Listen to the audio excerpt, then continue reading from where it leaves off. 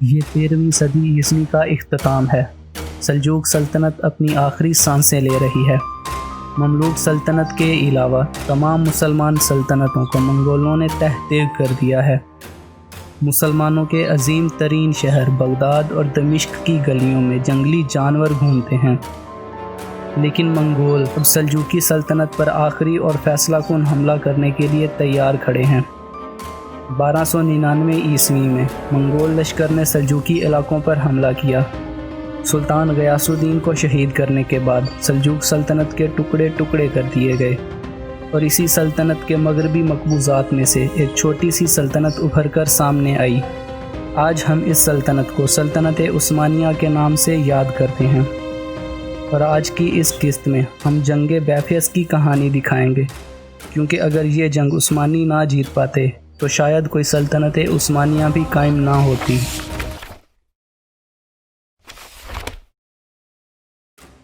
1299 عیسوی کا ایک اہم ترین دن تھا۔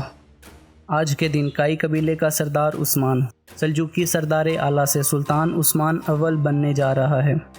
سلجوقی سلطان کی شکست کی خبر ملتے ہی سارے اناطولیہ میں مختلف سرداروں اور اعلیٰ عہدیداروں نے اپنی اپنی آزاد اور خود مختار ریاستوں کا اعلان کر دیا، جن میں سے ایک عثمانی سلطنت بھی تھی۔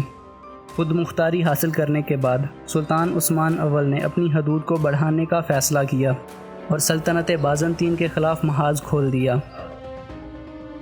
سب سے پہلے اسکی شہر اور پھر کارا چائسار کا قلعہ فتح کیا گیا۔ اس کے بعد اگلے سال وہ مزید آگے بڑھے اور ینی شہر کو فتح کیا اور اسے سلطنت عثمانیہ کا دارالحکومت بنا دیا۔ عثمان کی بڑھتی ہوئی طاقت کو دیکھ کر ارد گرد کے سردار اس کے خلاف ہو گئے۔ امیر کرمان خاص طور پر بازنطینی شہنشاہ سے جا کر ملا اور اسے عثمان اول کے خلاف اتحاد کی پیشکش کی، جسے شہنشاہ نے فوری طور پر قبول کر لیا۔ البتہ باقی سرداروں نے بازنطینی شہنشاہ کے ساتھ اتحاد سے گریز کیا اور عثمان کے خلاف ہتھیار نہ اٹھائے۔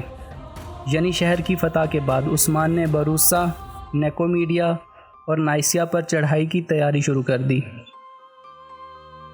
لیکن بازنطینی شہنشاہ جو اس صورتحال کو بہت نزدیک سے دیکھ رہا تھا اور سمجھتا تھا کہ عثمان ایک بڑا خطرہ ثابت ہو سکتا ہے، اس نے امیر کرمان کی مدد سے فوج اکٹھا کرنا شروع کر دی اور 10,000 نائٹس کا ایک لشکر عثمانیوں کے مقابلے کے لیے بھیجا۔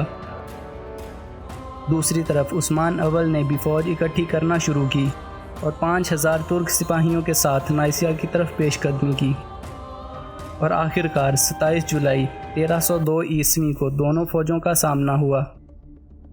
ترک فوج کی کمان خود عثمان کر رہا تھا اور بازنطینی فوج کی قیادت جارج نامی ایک کماندار کر رہا تھا۔ جنگ کا آغاز تیروں سے ہوا، جس میں ترک فوج نے زیادہ اچھے نتائج حاصل کیے۔ اس کے بعد دونوں فوجیں ایک دوسرے سے ٹکرا گئیں۔ اس دور کے ترک سپاہی دنیا کے بہترین سپاہی تصور کیے جاتے تھے۔ ان کی تلوار بازی اور سپاہ گری کا دنیا میں کوئی ثانی نہ تھا۔ ترکوں نے بازنطینی فوج پر ایک زبردست حملہ کیا، جس سے بازنطینی فوج کی قطار ٹوٹ گئی۔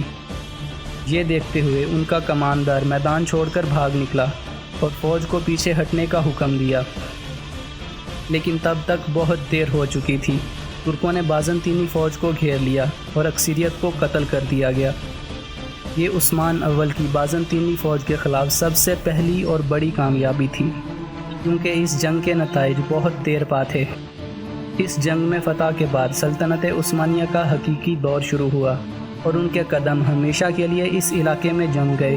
اس کے بعد بھی بہت سی جنگیں ہوتی رہیں اور عثمان کے عہد میں ہی بروسا جیسا اہم ترین شہر بھی فتح ہوا، لیکن اس کی کہانی کسی اور قسط میں۔ تب تک کے لیے اللہ حافظ۔